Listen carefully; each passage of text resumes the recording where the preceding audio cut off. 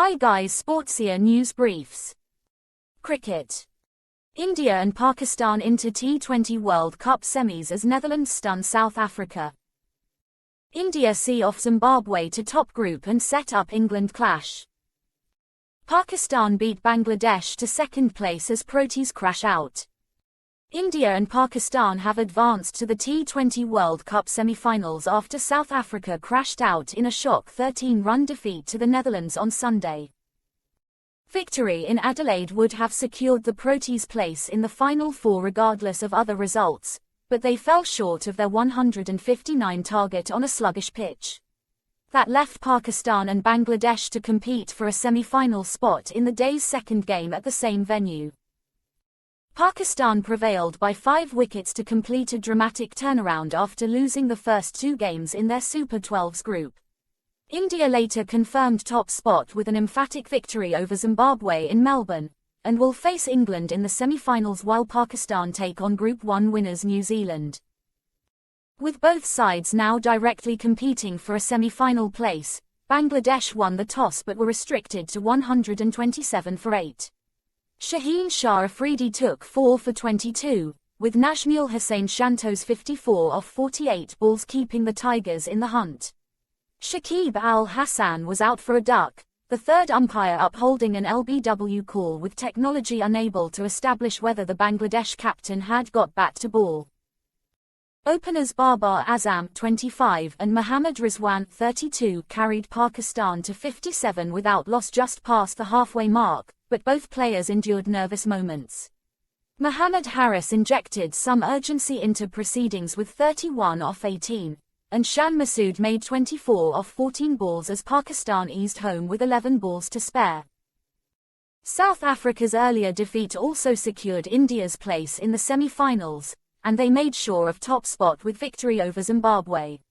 Suryakumar Yadav struck 61 not out with opener KL Rahul adding 51 off 35 balls as India powered to 186-5 at the MCG. Soccer. Villa stun Manchester United. Emery era begins with win against Man United. New Aston Villa boss Unai Emery got off to a perfect start beating Manchester United 3-1 at Villa Park. The hosts got off to a blistering start to life under their new boss. Ollie Watkins held the ball up expertly before finding Jacob Ramsey who, in turn, slipped Leon Bailiff into the penalty area to finish from a tight angle beyond David De Gea. A quick-fire double saw Aston Villa put daylight between themselves and United with barely 11 minutes on the clock. The visitors, still rattling from going behind, concede a cheap free kick on the edge of the area that Lucas Dean curls into the top corner. Having dominated possession without finding a cutting edge, the visitors halved the deficit on the stroke of half-time. Luke Shaw collected the ball outside the penalty area and his strike was heavily deflected by Ramsey to nestle beyond a helpless Emi Martinez. Ramsey would make up for his unfortunate deflection straight after the interval.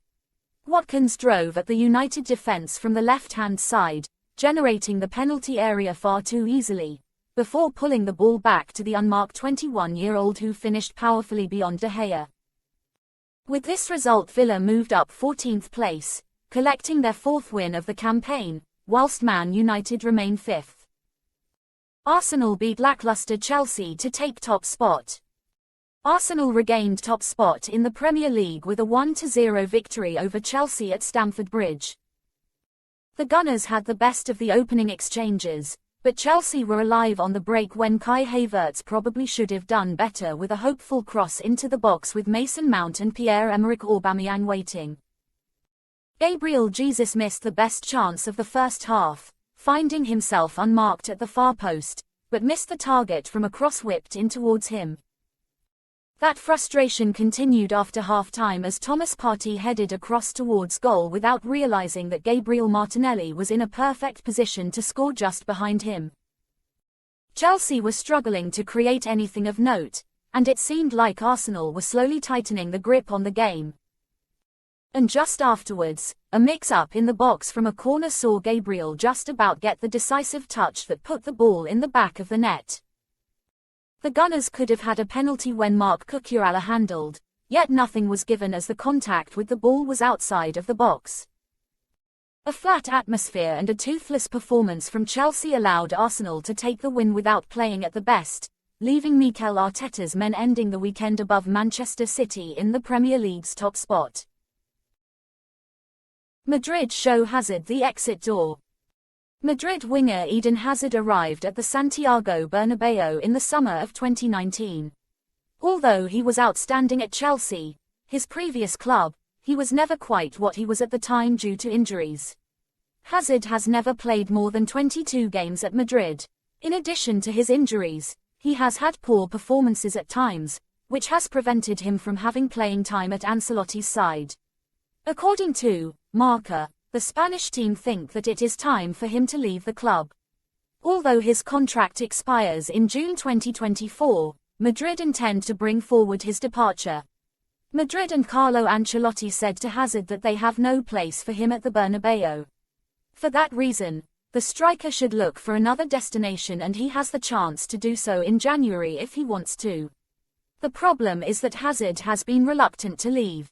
His plan has always been to succeed at Real Madrid.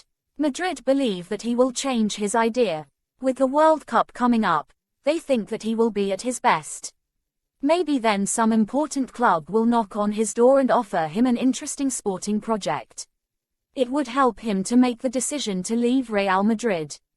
Otherwise, Galatasaray are targeting him, but he will have the last word about his future. Flamengo captain Diego Ribas announces retirement. Flamengo club captain Diego Ribas has announced that he is retiring from football at the end of the season. The 37-year-old has been with the Rubro Negro since joining from Fenerbahce in 2016 and has gone on to feature 229 times for the club. In a statement on social media, Diego wrote a heartfelt message to himself in 1997 when he first started embarking on his football journey, confirming that this season will be his last. Many others flocked to social media to praise Diego, including Flamengo midfielder Georgian de Arrascaeta, who wrote, "What a privilege to be part of your successful career, Captain. Gratitude above all for the moments lived and many teachings. You will surely leave a legacy for this whole new generation." Diego's final game for Flamengo will be against AV on the 13th of November.